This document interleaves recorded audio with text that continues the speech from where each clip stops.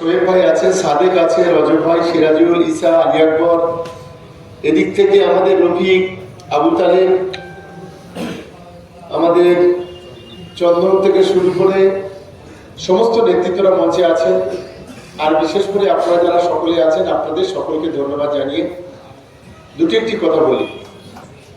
দেখুন, আমরা কয়েকটি কর্মসূচি আমরা নিয়েছিলাম, বিশেষ করে 30 তারিখ বা 31 তারিখে আমাদের মহিলা সমাবেশ ছিল, কিন্তু এসআইআর এর কারণে সাধারণ মানুষকে যেভাবে হয়রানি হতে হচ্ছে, এই মুহূর্তে মানুষের জীবন মরণের মতো একটা কঠিন পরিস্থিতি তৈরি করে দিয়েছে কেন্দ্রের বিজেপি সরকার ইলেকশন কমিশনকে দিয়ে। সেই বাস্তবতাকে মাথায় রেখে এবং মানুষের স্বার্থটা আমাদের কাছে আগে, তাই আমরা মিটিংগুলো সমস্ত ক্যান্সেল করে দিয়েছি। কারণ যাতে করে মানুষ অন্তত তার অধিকারের যে লড়াই, সেই লড়াইটা যাতে ভালোভাবে করতে পারে, একদিন যেন ডিস্টার্ব না হয়, সেই মানসিকতা নিয়ে আমরা এই মিটিংগুলো ক্যান্সেল করেছি। কিন্তু দীর্ঘদিন ধরে তৃণমূল যুব কংগ্রেসের একটা র্যালি আমরা করবো ভাবছিলাম, সেই র্যালিটা বিভিন্ন কারণে আমরা করতে পারিনি। তাই আমরা ঠিক করেছি যে আগামী 26 তারিখ আমাদের এমএলএ কাপ ফুটবলের যে ফাইনাল আছে, সেই ফাইনালে আমরা আমাদের যে 16টা অঞ্চল সাংগঠনিকভাবে 8000 টি শার্ট আমি দেব। প্রত্যেকটা অঞ্চলে 500 করে টি শার্ট মোটামুটি আমি দেওয়ার ব্যবস্থা করেছি। এবং সেই টি শার্টে আমাদের অভিষেক বন্দ্যোপাধ্যায় যে মিটিংটা করেছিল সায়েন্স সিটিতে, আমি বাংলার ডিজিটাল যোদ্ধা, এই লোগো দেওয়া এই টি শার্ট আমরা তৈরি করেছি। আমি দুটো জায়গা থেকে দুটো জমায়েত হয়ে আমরা সেদিন এই খেলার মাঠে পৌঁছাবো এবং খেলা শেষ হওয়া পর্যন্ত আমরা এখানে থাকব। আমি একটা জমায়েত থানার কাছে হবে, সেই 18 মোটরদিঘি, কালিকাতলা, দেউলিওয়ান, সারাঙ্গাবাদ এবং মৌখালি, সারাঙ্গাবাদের একটা পার্ট এবং মৌখালি, এবং আরেকটা জমায়েত হবে আমাদের ভাঙনের 6টা অঞ্চল, সারাঙ্গাবাদ পশ্চিম এবং তাম্বুলদা টু নারায়ণপুর, যেটা একটা পেট্রোল পাম্পের কাছে জমায়েত হবে। এই দুটো জমায়েত আমরা ওখান থেকে মিছিল করে আমরা সেদিন খেলার মাঠে উপস্থিত হব।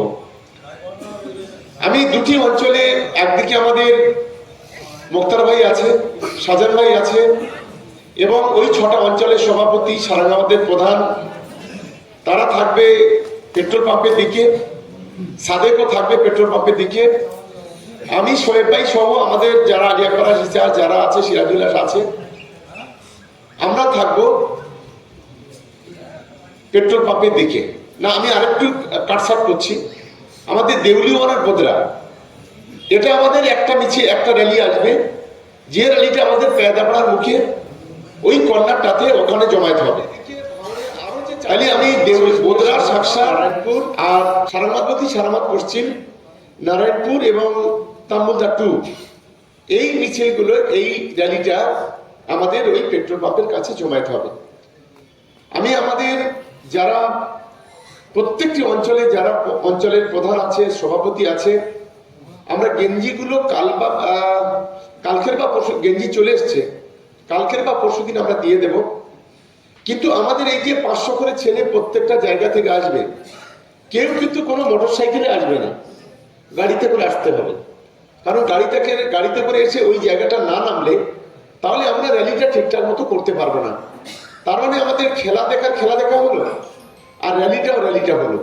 এবং আমরা যদি 10,000 ছেলে যদি এখানে এই হলুদ টি শার্ট গায়ে দিয়ে যদি আমাদের পুরো মাঠের গ্যালারিগুলো বসে থাকে, যেটা বাংলার মধ্যে একটা অন্যতম খেলা এবং অন্যতম একটা পিকচার, একটা ছবি আমরা কিন্তু দেখতে পাবো।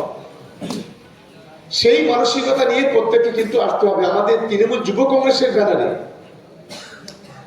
এই মোটামুটি এই জমায়েতটা মোটামুটি করতে হবে।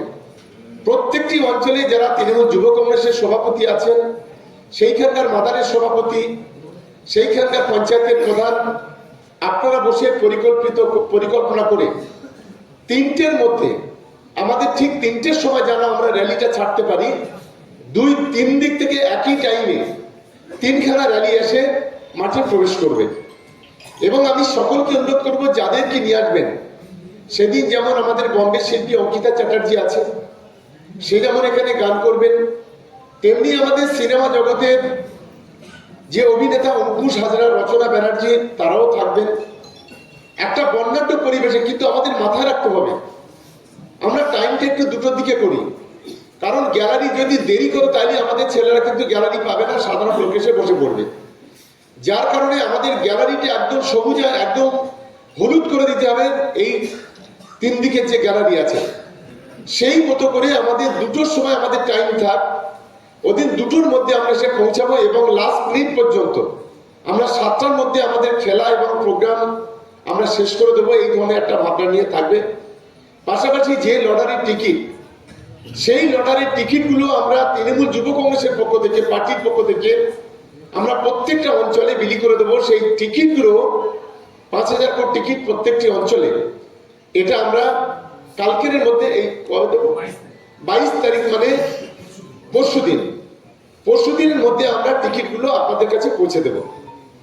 ফলে একদিকে খেলা দেখা হলো, গান শোনা হলো, নায়ক নায়িকা দেখা হলো এবং সঙ্গে সঙ্গে যাদের ভাগ্যটাও যাচাই করা হলো।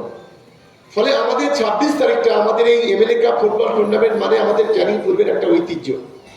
সেই ঐতিহ্যটাকে এবার আমরা একটু নতুনত্ব দিতে চাইছি, কারণ এইভাবে যদি গোটা গ্যালারিটা যদি হলুদ থাকে, আমরা বিভিন্ন জায়গায় ম্যানচেস্টার ইউনাইটেড থেকে শুরু করে বিভিন্ন বড় বড় বিশ্বকাপের খেলা দেখেছি, সেখানে আমাদের ছেলেরা সেখানে যারা ক্রীড়াপ্রেমী দর্শক তারা সেই দলের জার্সি গায়ে দিয়ে আসে। আর আমরা আমাদের এমএলএ কাপ ফুটবল টুর্নামেন্টের এবং আমাদের যে বাংলার ডিজিটাল যোদ্ধা আমাদের অভিষেক বন্দ্যোপাধ্যায় যে হলুদ কালার যে জার্সি, সেই জার্সিটা আমরা কিন্তু ওই দিন মাঠে এসে সেদিন একটা ইতিহাস আমরা এখানে তৈরি করব। কি আমাদের ছেলেরা একমাত্র নাকি?